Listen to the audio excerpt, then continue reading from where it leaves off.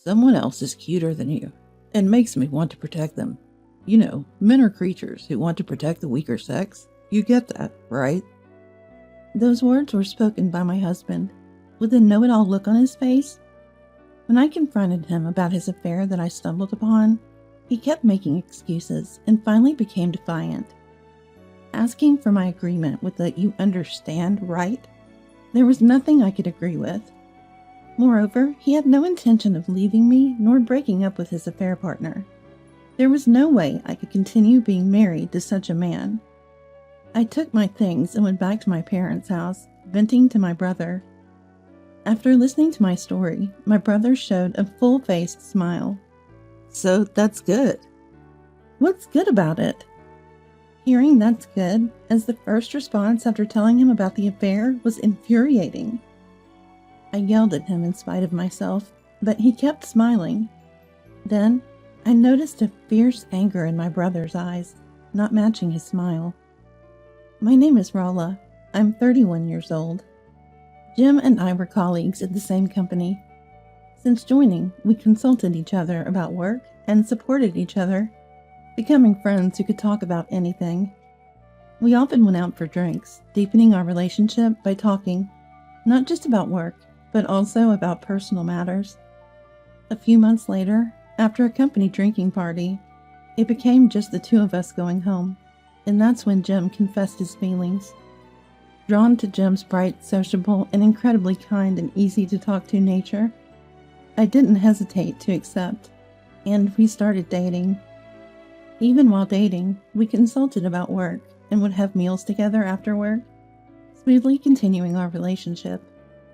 Both of us loved seeing different sceneries, so we went on trips on weekends, and even traveled abroad during long vacations. Spending more and more time with Jim, I found myself increasingly drawn to him, and eventually I wanted to be with him forever. Then, in our 5th year joining the company, Jim surprised me with a proposal. I remember not being able to stop my tears of joy when he opened the ring box in a private room of a glamorous restaurant. There was no need to refuse, and I accepted the proposal right there. Sharing a common love for breathtaking views, especially of the sea, where we had many memories, we decided to have our wedding with the ocean in sight. Blessed with good weather, it was the best day. Loving my job and wanting to talk more about work with Jim, I planned to continue working at the same place after marriage. But working in the same environment as a married couple proved to be difficult, so I transferred to a different branch where I could continue with similar job responsibilities. 3 years into our marriage, we're still happily married. We go out to eat several times a month and travel a few times a year. We have a good relationship with Jim's parents and lead a happy married life. To outsiders, we must have seemed like the perfect couple, and I felt the same way. However, that perception only lasted until this day. One day, since the next day was a holiday, Jim and I had planned to dine out leisurely after work as usual. But when work was winding down, I received a message from Jim. Sorry, Rolla, something came up today, and I've been invited to dinner by a client. They've been really good to us lately, and I couldn't say no, so I can't make it to our dinner. I was disappointed, but that's okay. We can go to the restaurant another time. I was looking forward to trying it out. When I suggested this, Yeah, I'll make it up to you for sure. I'll probably be late, so go ahead and sleep without me. See you. And he hurried off. Just as I was about to finish up work and head home, my phone rang. It was my friend Mary. Hello, Rolla. Are you free tonight? Want to grab a drink? It's been a while. That's perfect. Jim's out for dinner with a client tonight, so I'm free. Mary is my best friend. She works in a different department at the same company. She gave a speech at our wedding and sometimes comes over to our house. Since she and Jim are also batchmates, we've met up a few times. The three of us, and it's always fun. We casually drink when we can meet up like today. We decided to meet at the nearest station close to my home, so I left the office and headed there. The train timing was perfect, and I arrived at the station quite early. But Mary was already waiting. Sorry to keep you waiting. Long time no see. I just got here too. We chatted a bit and headed to the restaurant. There's a fairly large entertainment district on the way from the nearest station to our home. We entered a restaurant just off the main street of that district. Starting with a toast with beer, we began catching up as usual. How have you been recently? Is Jim doing well? Yeah, he's fine. Same as always, I guess. Work has settled down a bit, so we're not as exhausted as before. How about you, Mary? Were you working around here today? Yeah, exactly. This area is part of my territory, so I come here occasionally. On the contrary, I've been swamped with client meetings since the beginning of the month. Totally worn out. At this rate, no man will come near me. Mary is the very definition of a career woman. Beautiful face and figure, but her straightforward personality and strong will seem to keep men at bay.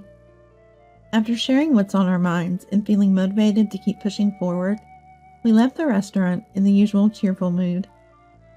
This entertainment district has such a great vibe. Mind if we take a little walk back? To which I replied, sure, let's walk off the alcohol, and I'll walk you to the station. So we decided to stroll through the entertainment district towards the station. Our conversation continued as we walked. Rolla, you're lucky. You found a good husband, and your married life seems to be going well. Are you thinking about having kids soon? Well, we don't really talk about it much. We both love our jobs, and I worry about how pregnancy might affect my work. We think someday, but it's hard to find the right timing. As we talked and walked, a certain restaurant came into view. It was the restaurant Jim and I were supposed to dine at today. Its windows were made of glass, allowing a view into the dimly lit, elegant interior. The orange chandeliers inside were probably dimmed on purpose. Just as I thought, I'd like to come here next time. I spotted a familiar figure. I stopped in my tracks. Rolla, what's wrong? Unable to respond to Mary, I kept my focus on the restaurant. In my line of sight was Jim. Sitting across the table from him was an unfamiliar woman. She seemed a bit younger than me, wearing clothes that exposed a lot of skin. Jim had said he was dining with a client today, but the woman sitting opposite him didn't seem like a work-related acquaintance. They were chatting and laughing. Isn't that Jim? What's going on? Mary seemed to have noticed Jim inside the restaurant too. I didn't know what to do, shocked. Seeing my reaction, Mary spoke up. Rolla, maybe you should confront him directly. Yeah, you're right. I took out my mobile phone from my bag and took a photo of Jim and the unfamiliar woman. As I calmed down, anger started to well up. Mary suggested, Do you want me to come with you to confront him? He might be more likely to tell the truth if it's both of us. As we reached the station, Thank you, but it's a family matter. I'll talk to him myself. But I declined. After parting ways with Mary, I struggled to contain my growing anger on the way home. About an hour after I got home, Jim returned. I'm home. Welcome back. How was your dinner with the client? It was tough. They wanted to go to a second place because they drink a lot, but I guess I made a good impression. Right after Jim finished speaking, I showed him the photo on my mobile phone. Is this a person from the client side? Quite young, isn't she? Her outfit doesn't seem suitable for work. Did she change before meeting you? Why? You didn't follow me, did you? Of course not. I was out with Mary. We just happened to see you on our way back. Is she really a client? Which company does she work for? Having dinner in such a fancy restaurant? Well, What, can't answer? She's not someone you need to hide from me, right? I'm sorry. Sorry? Are you cheating? Is this woman your affair partner? Answer me. Yes. I broke down crying. Why? Why is this happening? I thought we were doing well. It's your fault. You're always busy with work and take care of home, but I wanted you to pay more attention to me. You are strong and independent. But that girl is cute and makes me want to protect her. I eventually found it more enjoyable to be with her than with you." Hearing those words, I was devastated. Did Jim no longer have feelings for me? He's clearly fallen for his affair partner. I would have preferred it if he had just said it was just for one night, or only about physical attraction. I couldn't stand it any longer, and packed the essentials before storming out of the house. Dragging my carry-on, I barely caught the last train home to my parents' house. The journey home felt longer than usual. I can't remember what I was thinking. Maybe I was too hurt to think about anything at all. Before I knew it, I was standing in front of my parents' house. I had a key, but since I hadn't called ahead, I rang the doorbell. My brother David opened the door. "David?" "It's been a while. What are you doing here at this hour?" David is all about his work. After graduating, he worked for a major corporation for 3 years before starting his own business. His sales have been steadily increasing, and now he's the president of a company with dozens of employees. He hardly ever comes home, and he even missed my wedding because of an important business deal. I was told by our parents that he got married a year ago, but they didn't have a ceremony, so I only briefly met his wife and didn't have a deep connection with her. This was my first reunion with my brother in years. "What are you doing here, David? How are Mom and Dad?" "What am I doing here, you ask? It's my parents' house, too. So I thought I'd come back and do some filial piety for Dad and Mom. By the way, they're currently on a trip to Hawaii, using the travel vouchers I gave them. Didn't expect to be house-sitting." His cheerful nature hasn't changed. A bit too carefree, perhaps, but he's the type to make bold moves. I bet his employees find it a great place to work. "So, Rolla, what brings you here at this time?" I was so surprised to see my brother that I had forgotten why I'd come back home. "Sorry, I had some trouble at home and needed somewhere to stay for a while." "Of course, it's not my house, but it's fine. Your room is still available. Come on in. Once you've settled down, I'll make some coffee. I'm here to listen." I felt comforted by my brother's warmth. I decided to take a shower first, leaving my luggage in my room. I felt a bit refreshed, but couldn't calm down. Anger was bubbling up inside me. When I entered the living room, my brother was watching TV. "Feeling refreshed? I'll make some coffee then." He turned off the TV, and, as he said, I sat down and began to sip coffee while recounting today's events.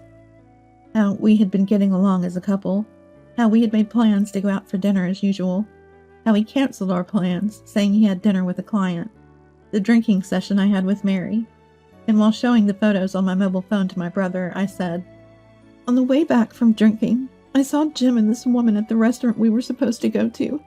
When I confronted Jim, after he came home, he admitted to the affair, saying he found this girl cuter and felt more protective over her." I told him through tears. My brother listened to the entire story while staring at my mobile phone. After I finished, he looked up and said something I never expected. I thought he would comfort me, tell me to leave such a man, be on my side. However, with a beaming smile, he said, "Rolla, that's great." I involuntarily slammed the table and stood up. "What's great about it?" Saying that, I returned to my room. Why would he say that? Why did he think it was great? Just thinking about it made me angrier. I shouldn't have told him. Regretting having shared with my brother, I laid down on the bed. I didn't want to go back to a home where Jim was, so I stayed at my parents' house. Since that day, my brother and I didn't engage in unnecessary conversations. Commuting to work from my parents' house during weekdays was tough, as it took twice as long. I spent the days pondering the difficulty of getting a divorce and claiming compensation. A week later, on the weekend, I decided to relax in my room and play mobile games for the first time in a while. Just as I was thinking about getting some lunch, the house's doorbell rang. Who could it be? Having visitors was rare, so I went to the door. There stood Jim, apologizing deeply to my brother. Why? Shouldn't he be apologizing to me? Then I heard my brother's voice. Never thought the other party would be you. I'm sorry, I didn't know. Jim seemed to be apologizing to my brother as usual. Betty is cuter and more worth protecting than Rolla, huh? Betty? The only Betty I know is my brother's wife. I was confused about what was going on when my brother continued. Recently, Betty has been acting fidgety and obviously keeping secrets from me. Her expression wasn't good when I talked to her. I gradually started to suspect she was cheating. I was thinking about hiring a detective agency when Rolla came back home. I was shocked when Rolla showed me a photo of the person he was cheating with, and it turned out to be Betty. I was sad that it was indeed an affair, but at the same time, I was surprised the other party was a family member. You never know what might happen. This will make it easier to claim compensation. I was speechless. Jim's affair partner was my brother's wife, Betty. The woman Jim was dining with wore heavy makeup, and I didn't recognize her at all. It's been a while since I met Betty, and I didn't remember her wearing so much makeup. When David contacted me, I truly felt sorry. I will cut off contact with Betty from now on, so please forgive me. It seems my brother had informed Jim about the affair. My brother noticed me standing there. Rolla, good timing. Did you hear our conversation? Yeah, most of it. I see. We easily got information on Jim here and Betty, the affair partner. This will make it easy to claim compensation. It's good that you came back home. My brother said to me with a smile. So that's what it was. Then I understood the meaning of what my brother had said a week ago. Why he had said it was good at that time. What my brother felt at that time. He had spoken to me, but maybe those words were meant for himself as well. Thinking about my brother's feelings, I decided to divorce Jim and claim compensation. Rolla, it was my fault. Forgive me. I can't afford to pay any compensation you asked for. I ignored Jim pleading for help. I'll contact you later with the details, so be prepared, my brother said, and kicked Jim out of the house. Afterward, my brother demanded a divorce and compensation from Betty. At first, Betty seemed reluctant, but after talking about Jim, she gave in and accepted the demands. I also demanded a divorce and compensation from Jim. Jim readily agreed, probably because my brother had already made it clear to him. When the divorce was finally settled, I received a call. It was from Jim's mother. Expecting to be yelled at for why we divorced, I nervously answered the phone to hear an apology. It was an apology call, saying they were truly sorry for what Jim had done. It seems Jim blamed the divorce on Betty, and Betty blamed Jim for causing the divorce, leading to their breakup. The parents acknowledged numerous times for their unworthy son. They said they had disowned Jim. Hearing this from my in-laws made me feel somewhat relieved. Jim is now disowned by his parents, with no one to rely on, all alone. I decided to start anew. Then one day, Jim came to my parents' house asking for a reduction in the compensation. Please, can you reduce the compensation? I quit my job and have no income coming in. That's none of my business. Do you understand how I felt being cheated on?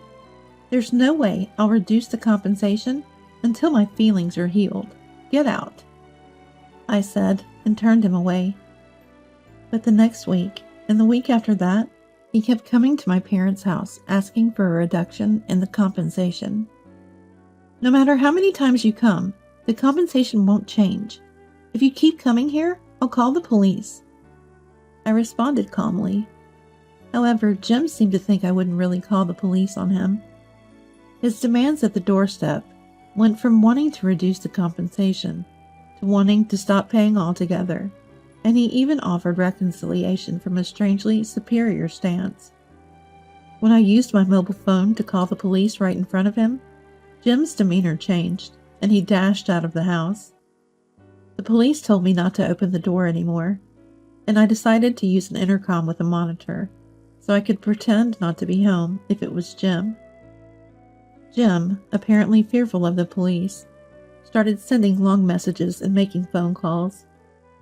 It finally quieted down when I changed my email address and phone number. Jim tried to come to the branch where I work for no reason, and even begged a close coworker to get in touch with me, becoming a nuisance at both the main office and the branch. Then I heard from Mary. Mary, who works close to Jim's department at headquarters, has been keeping an eye on Jim's situation for me. Jim's divorce from me became known because he asked a colleague to intervene, and his harassment was discovered because people saw him passing in front of my house on their way to work.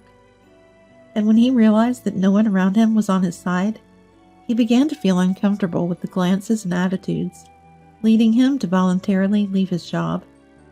He also struggled to find employment afterwards, and was apparently rejected by many companies. Eventually, he pleaded with the HR department to rehire him at a company he joined out of desperation, which turned out to be a black company. Having left all his work behind for his own reasons, there was no place for Jim when he tried to return conveniently. He was turned down flatly and ended up in a difficult situation, commuting from the first train to the last, doing unpaid overtime every day. On the other hand, Betty also contacted me several times, wondering if there was any way to make amends. However, my brother understood there was no love left. Like Jim, Betty also ended up quitting her job after her workplace learned about the situation, fleeing as if running away. After the divorce, she begged my brother to reconsider, claiming she couldn't pay the compensation because she'd end up poor. Since she only ever talked about money, my brother realized she was only after his wealth. Betty refused to pay even a cent, saying, "If there's nothing, there's nothing." Of course, my brother didn't let it go and contacted Betty's parents. Her parents, who didn't even know she was divorced, were very flustered and apologized, paying the money on her behalf. Betty thought it was all settled with that, but her parents were furious, saying they had only fronted the money and demanded it back. Now Betty is working in harsh conditions every day at a farm run by her parents. Afterwards, my brother and I started to keep in touch more regularly. We share updates and how we've been feeling lately, appreciating the novelty and the value of family, something we hadn't done much before. My brother is still busy with work, but seems to be enjoying his days. It wasn't easy for me to recover right away. The shock of the affair and the change in my living situation due to the end of my marriage was stressful. However, with lots of encouraging words from family, bosses, coworkers, and friends, I now see it as a valuable experience and have a positive outlook. Currently, I'm enjoying single life without considering marriage.